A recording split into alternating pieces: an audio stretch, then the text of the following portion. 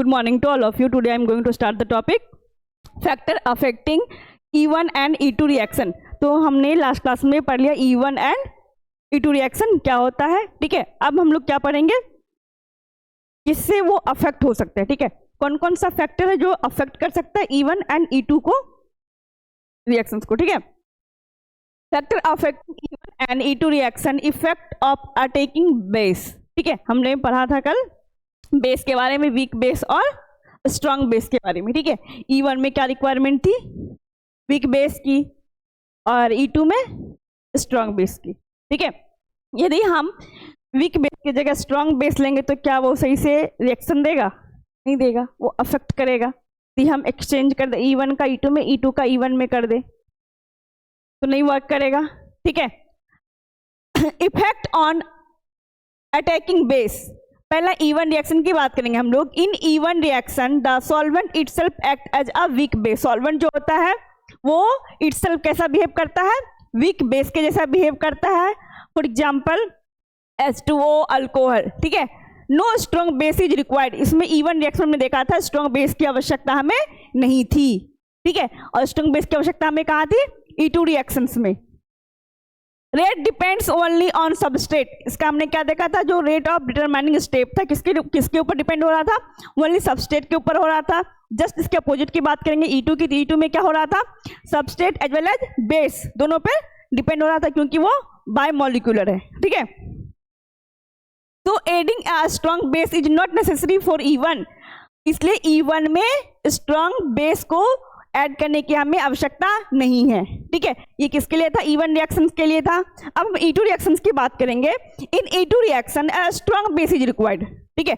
Just इसका opposite, इसमें क्या इसका आवश्यकता थी हमें, वीक बेस की, और E2 में किसका रिक्वायरमेंट हमें, स्ट्रॉन्ग बेस की, ठीक है। कॉमन स्ट्रॉन्ग बेस कौन सा होगा, OH, RO alkoxide and KOH, ये क्या है हमारा, और NH2, ये सब क्या स्ट्रॉन्ग बेस है, ठीक है। ये हमें कहाँ नीड होती थी, E2 के रिएक्शंस में। If a strong base is present, यदि स्ट्रॉन्ग बेस प्रेजेंट है, the reaction generally shift to E2 mechanism, यदि स्ट्रॉन्ग बेस हम दे रहे हैं तो रिएक्शन जनरली कहाँ शिफ्ट होगा, E2 मैकेनिज्म में। हमने देखा था वन स्टेप रिएक्शन हो रहा, ट्रांजिशन स्टेट आ रहा था E2 रिएक्शन में, ठीक है। दूसरा है carbocation formation rate determining step, carbocation का फॉर्मेशन कहाँ हो रहा था, E1 रिएक्शन में, ठीक है, क्योंकि वो दो स्टेप में था। पहले कार्बोकेटाइन फॉर्म कर रहा था स्लो स्टेप में, देन उसके बाद क्या हो रहा था, H+ का रिमूवल हो रहा था, ठीक है। देन अल्किन का फॉर्मेशन हो रहा था। Formation of carbocation is the slowest step in E1 reaction, जो फॉर्मेशन है कार्बोकेटाइन का सबसे स्लोएस्ट स्टेप में हो रहा था E1 रिएक्शंस में। Hints it is the rate determining step, ये कौन सा था, स्टेप रेट डिटरमाइनिंग स्टेप है, इसको लोग शॉर्ट में बोलते हैं RDS, ठीक है, rate determining step. Stability of carbocation increase with the increasing number of alkyl group, हमने बताया था इस चीज को, 3 डिग्री 2 डिग्री 1 डिग्री, ठीक है। सबसे ज्यादा हाईली रिएक्टिव कौन होगा, 3 डिग्री होगा, क्योंकि मोस्ट स्टेबल होता है ये अल्काइल में, ठीक है। More substituted carbocation are more stable, यदि कार्बोकेटाइन के साथ जितना ज्यादा R ग्रुप अटैच रहेगा, ठीक है, वो इतना क्या होगा, स्टेबल होगा। Plus I effect, electron donating hyper conjugation होगा इसमें। Therefore rate of E1 reaction increase with carbocation stability, rate of E1 reaction कब इंक्रीज होगा, जब कार्बोकेटाइन हमारा स्टेबल होगा, ठीक है। जितना ज्यादा स्टेबल होगा उतना ज्यादा E1 रिएक्शन का रेट इंक्रीज होगा, ठीक है। अब तीसरा लिविंग ग्रुप की बात करेंगे हम लोग।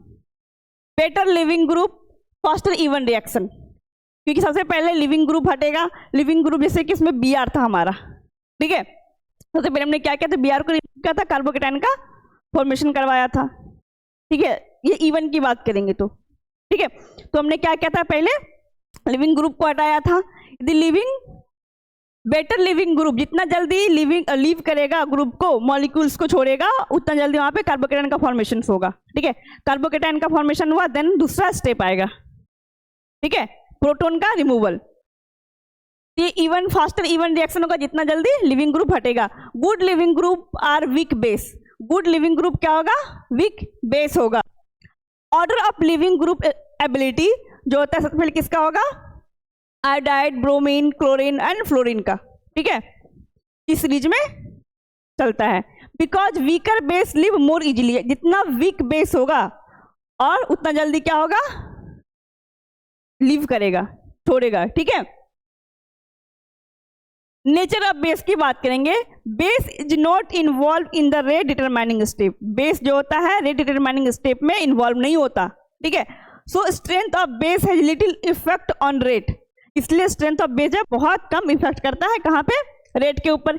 Even can occur even with a weak base like H2O alcohol, even can occur, even तभी हो सकता है जब हमारा वीक बेस रहेगा अल्कोहल और वाटर। ये हमने पढ़ा था इवन रिएक्शन में, जो कि बेस का इन्वॉल्वमेंट नहीं था इवन वाले में, किसका था, बस सबस्ट्रेट का था, ठीक है।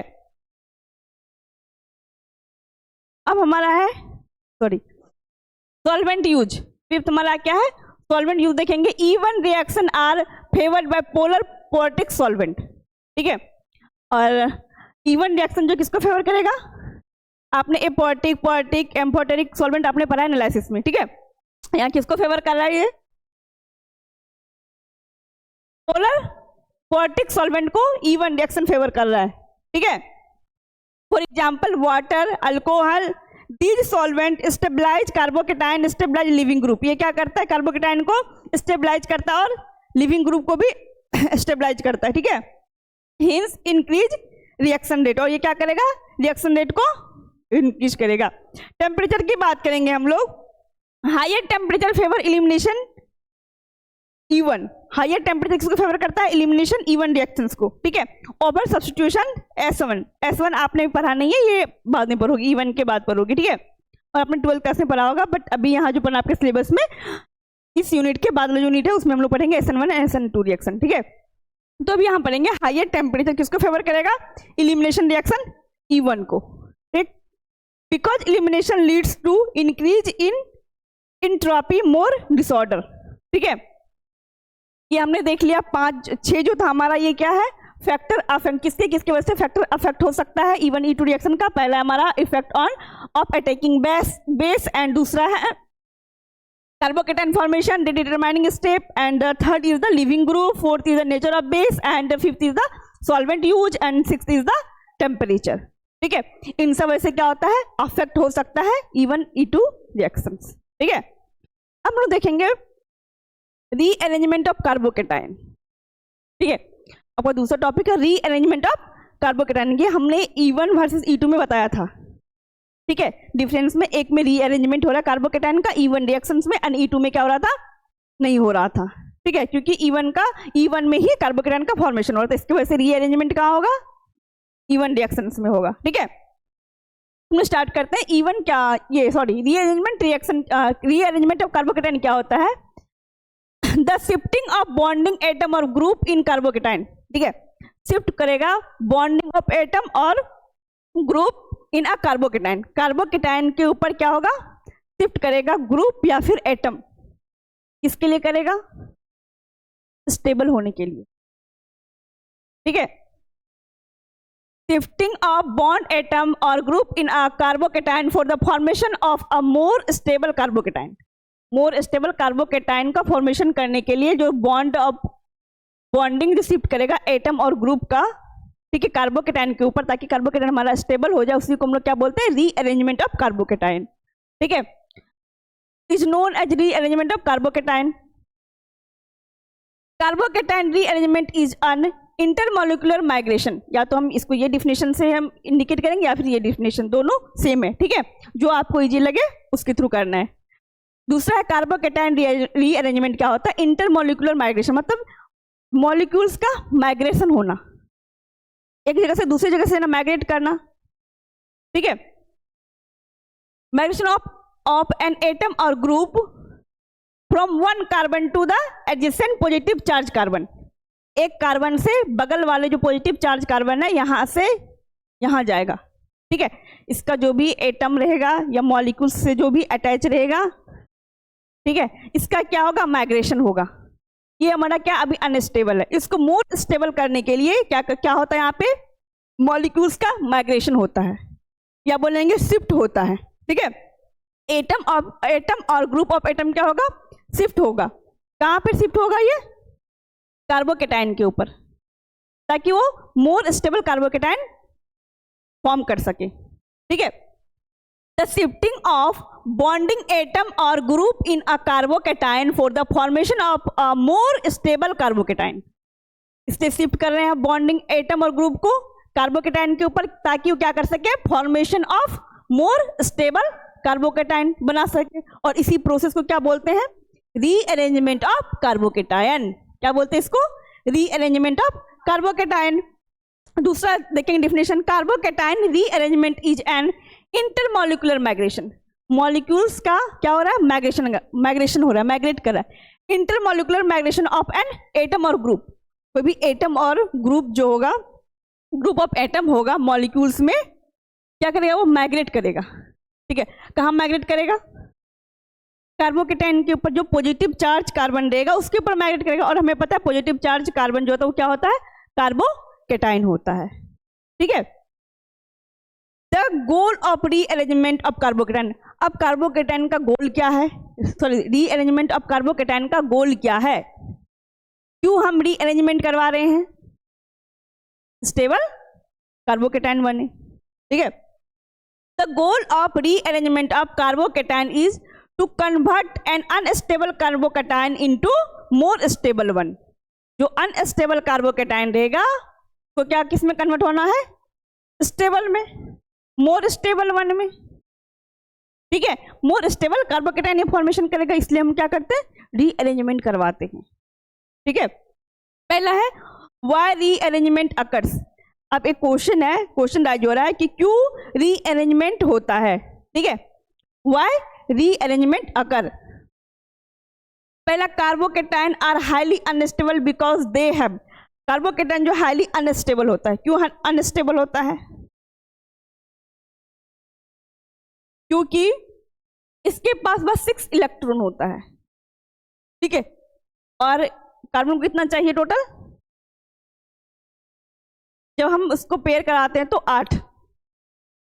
ठीक है, 8 चाहिए। और हमने क्या किया, 2 वहां से दी, एक ग्रुप वहां से लीव कर रहा है, हमने बताया था ऐसे करके कल।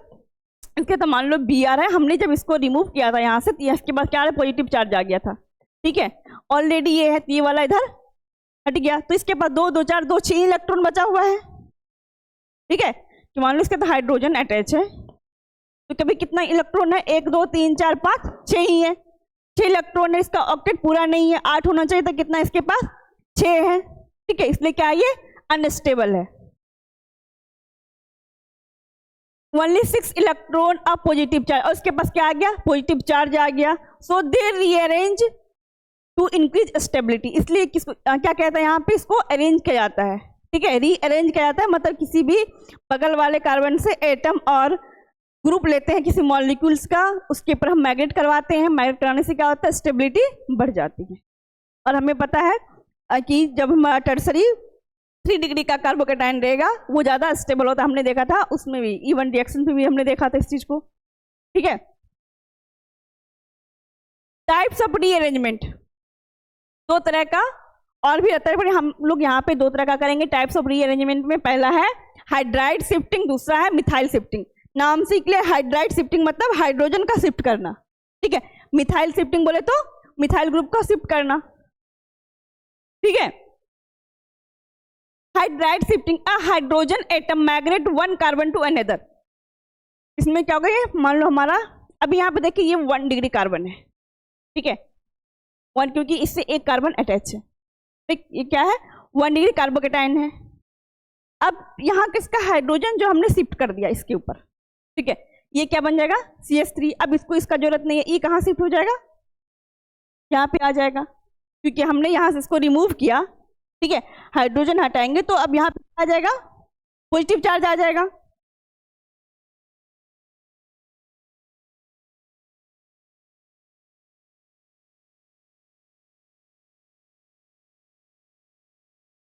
ये है, अब इस वाले एटम को हम माइग्रेट करवा रहे हैं, कहाँ पे करवा रहे हैं, पॉजिटिव चार्ज जहाँ पे है। ठीक है, अब ऐसा ये बन गया, तो अब यहाँ पे क्या होगा, दूसरा क्या बन जाएगा, CH3C।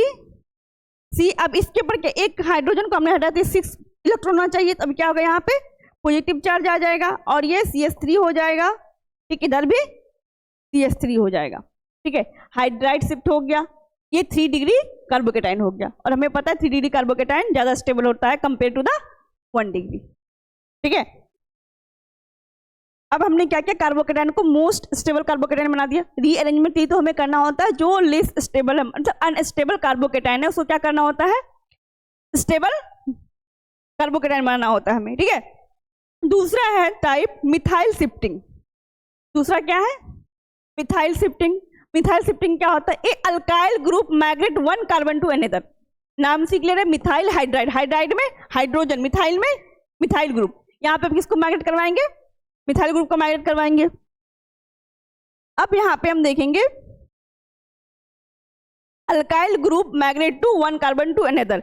अब इसको हम माइग्रेट करवा देंगे। ठीक है, CH2 है और ये वाला पॉजिटिव चार्ज है, इसको हमने यहाँ पे ट्रांसफर कर दिया, इधर ही माइग्रेट करवा दिया।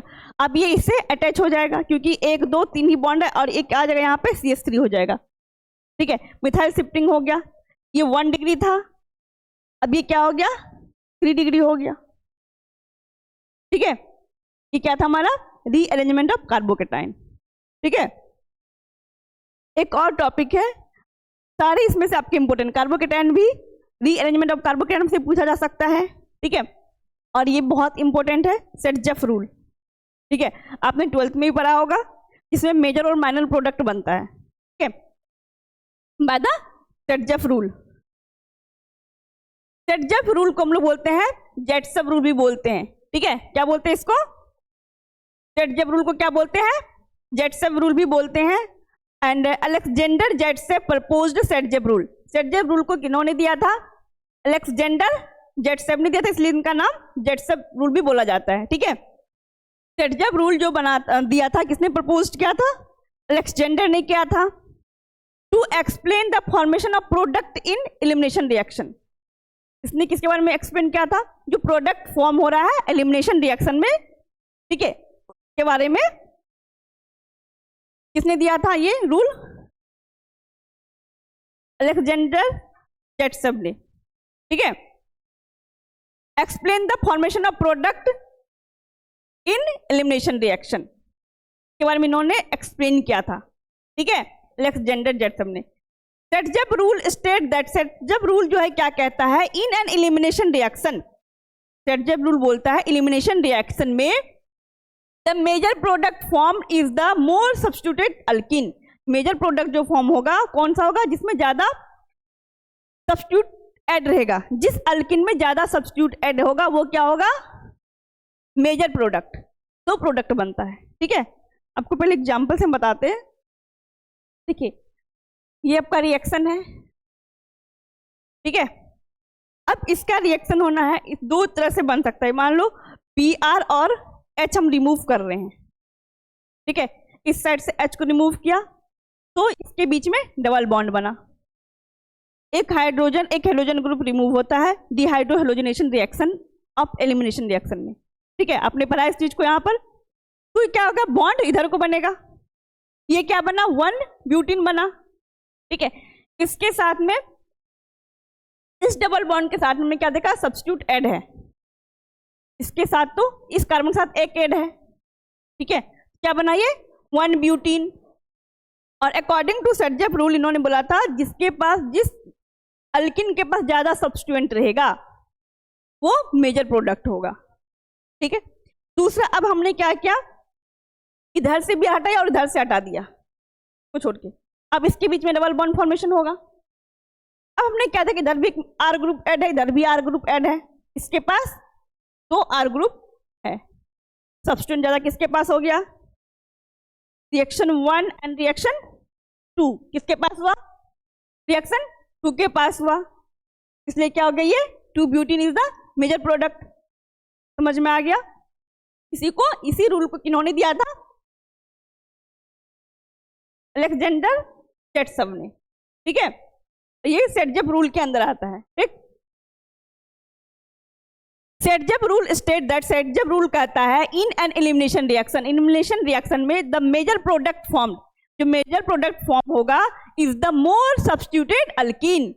मेजर प्रोडक्ट वो होगा जिसमें ज्यादा अल्किन में सब्स्टिट्यूट प्रेजेंट होगा, ठीक है, because it is more stable. और ये क्या होता है, मोर स्टेबल होता है, ठीक है। मेजर प्रोडक्ट क्या होगा, मोर स्टेबल होगा, क्योंकि इसके पास सब्स्टिट्यूट ज्यादा रहता है अल्किन में, ठीक है।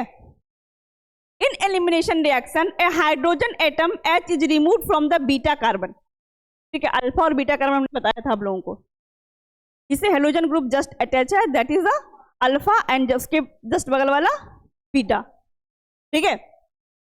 Hydrogen atom H is remove from the beta carbon, hydrogen atom कहां से रिमूव होगा, बीटा कार्बन से रिमूव होगा, इसी होता बीटा इधर भी है और इधर भी है, ठीक है। यहाँ पे दो बीटा है, और इससे पहले जो हमने कल एग्जाम्पल किया उसमें एक ही था, क्योंकि दो कार्बन को बना हुआ था, एक अल्फा था दूसरा बीटा था, ठीक है।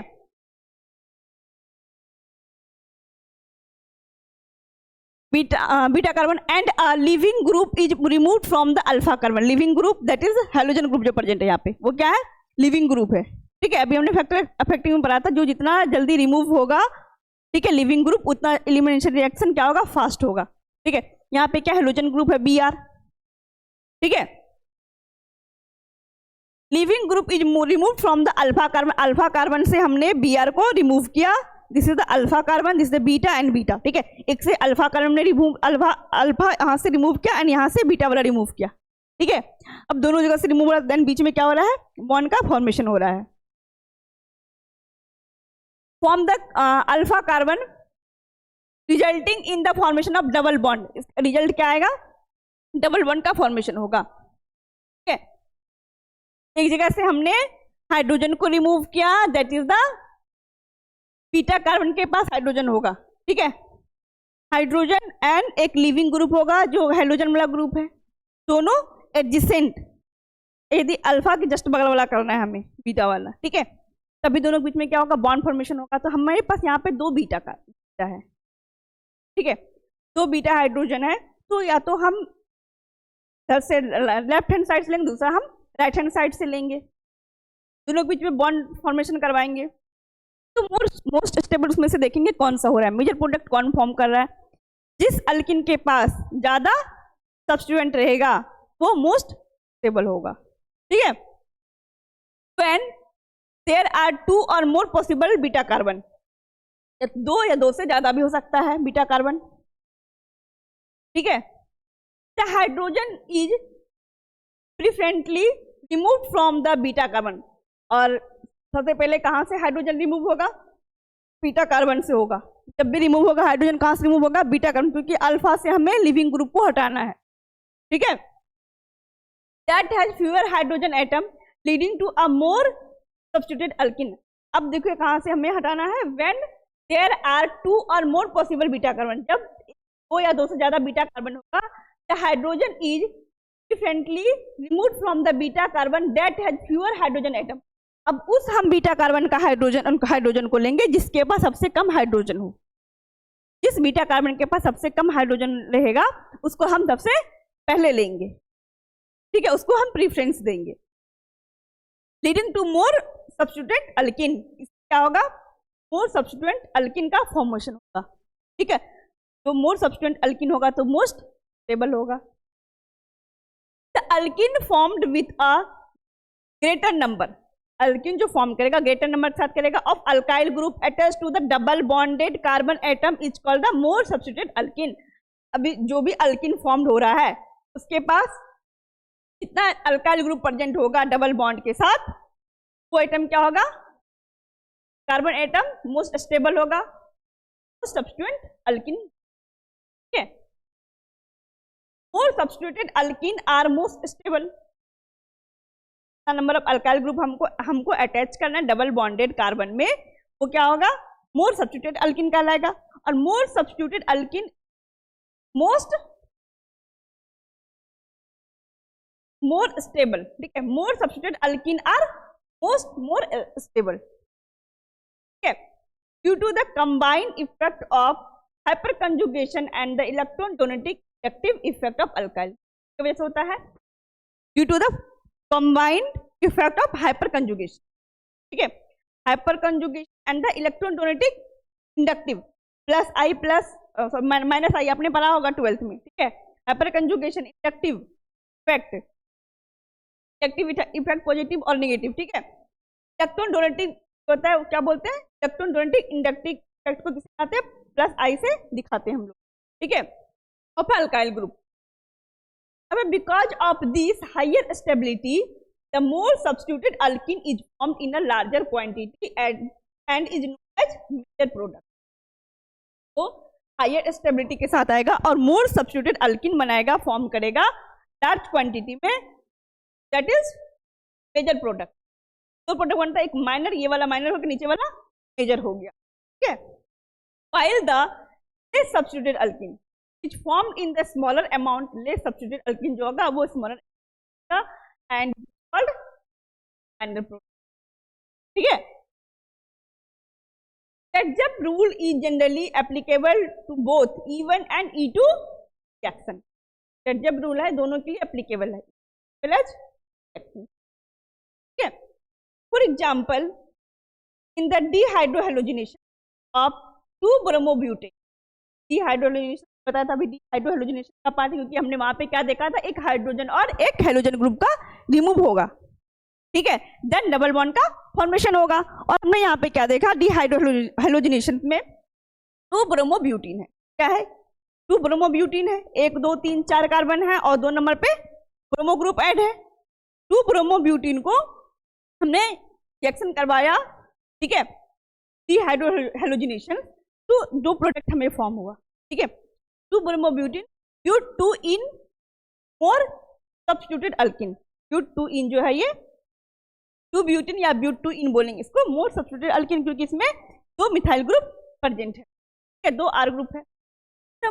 Major product while but 1 ene bute, sorry while bute 2 ene जो है ये 1 ब्यूटीन बोलेंगे, ये क्या है, लेस सब्स्टिट्यूटेड अल्किन है, माइनर प्रोडक्ट। ये क्या है हमारा, माइनर है, और ये क्या है, ठीक है, आ गया। However, in some special cases involving bulky base, अब कुछ स्पेशल केस है, ठीक है, जैसे bulky base और steric hindrance, the reaction may give the less substituted alkene as the major product। कुछ मतलब ये 99% केस ऐसा होता है, लेकिन केस है जहां पे क्या होता है कि लेस सब्स्टिट्यूटेड अल्किन भी प्रोडक्ट बना, ठीक है। Less substituted alkene is the major product which is known as the Hofmann product. Product को हम लोग क्या बोलते हैं, हॉफमैन प्रोडक्ट। यदि हमारा less substituted alkene product form करेगा क्या बोलेंगे, हॉफमैन प्रोडक्ट बोलेंगे। और ये कब होगा, स्पेशल केस में होगा जब बल्कि बेस इन्वॉल्व होगा या फिर एक हिंड्रेंस आ जाएगा, तब का केस में।